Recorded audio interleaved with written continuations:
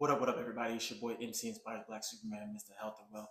And I got a message for you today. And the message is very clear. It's hold the damn line. What does that mean? If you're a parent, if you're an auntie, if you're an uncle, if you're a cousin, if you're a nephew, and you watch over, you see, you supervise some type of young child in your life, I need you to freaking listen to this message. And this is why I'm so passionate right now. I need you to hear me. I'm speaking literally from the top and the bottom of my heart. The other day, I was sitting with my child, my son Joshua. He's 9 years old. He's going to the fourth grade. And I was asking him, and I said, "Hey, you start fourth grade in 2 weeks. Do you feel prepared?" And in an honest, quick answer, he said no. So I said, "Okay, let's break this down. Why do you not feel prepared? What do you not feel ready on?" He gave me an honest answer. He said, "Hey, in my reading, I'm good."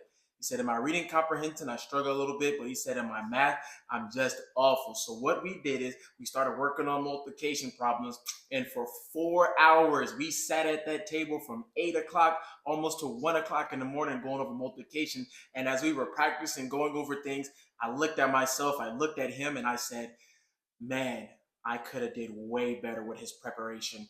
Me, the parent, I am the front of the line. I am the first line of offense in making sure he's ready for multiplication, for reading comprehension, that he's ready for school. And then as I sat there, and yes, if you've ever been a parent or, like I said, a guardian or a sibling, and you sat with young kids, you done work with them, it can be very frustrating and your patience is tested. But you know what? In that moment, I realized that number one, I have to take accountability for everything that I've done and haven't done. And second, I realized that when it comes to education, it is not solely up to the teachers. It is not solely up to YouTube and TikTok and Cocomelon. It is not up to them. It is up to us as parents to be the front office, to hold the damn line. And what's so sad is right now we have this crazy agenda of people are trying to teach our kids about gender and sex and putting crazy books in our school. And I'm like, that's not even the most important issue.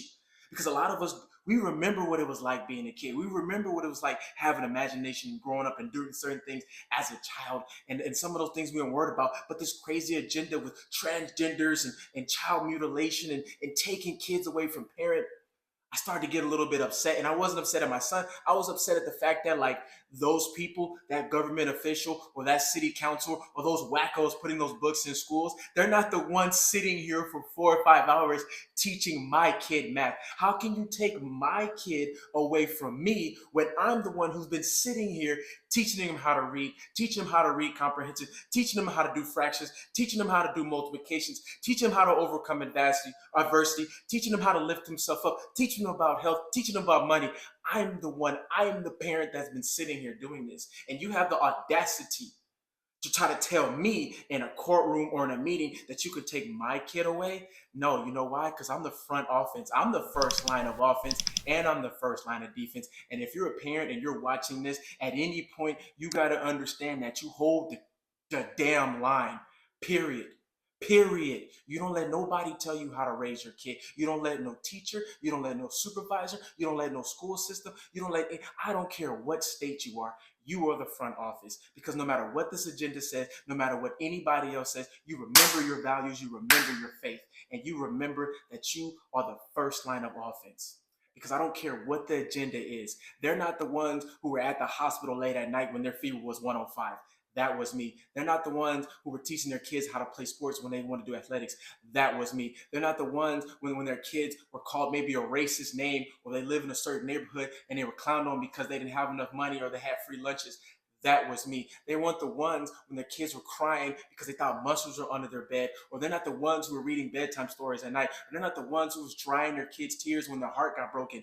That was us. So I'm telling you guys, hold the damn line. Remember your values. Remember your principles. Remember who the freak you are.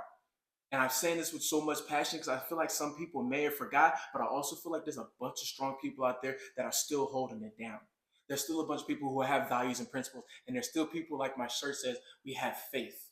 And you got to remember that your faith, your principles come from God. And I don't care what nobody tries to tell you, that is the root and that is the foundation. So I'm going to tell you one more time, you hold the line, parents. You hold the line, grandparents. You hold the line, uncles, aunties, and nieces, nephews, siblings. You hold that damn line. And you don't let nobody come in your house and tell you how to raise your kid. And if there's a teacher, or if there's a supervisor, or if there's some school board that's trying to tell you, guess what? Man, you play some freaking offense. You remember what happens in your home is 100% controlled by you. And someone who co-parents, I understand the challenges of co-parent, where one kid's learning one thing in another house and another kid's learning in another house. But remember this, the kid's always going to be watching you no matter what they do, no matter where they're at. They're going to be paying attention to the words you use. They're going to be paying attention to your actions. And they're going to remember one thing, how much you love them. And if you show them love, if you lead with love, and you teach them the foundation and the values and the principles, I'm telling you, that's what's going to matter more. So you hold that damn line. You be the first line of offense. Because like I was there doing math for 4 hours, like I'm always reading every night before we go to bed. My son takes his shower, he gets his Bible, he reads his proverb, he says his prayer. He does that because that is the foundation in his mind, in his words, and in his heart. So you hold that damn line. You play offense. And you make sure that you are the one who raises your kids, who teaches them values, who teaches them principles, who teaches them how to eat better, how to save better, how to live better, and then every freaking thing they do, they lead with love. Man, that's all I got for you guys. Take care.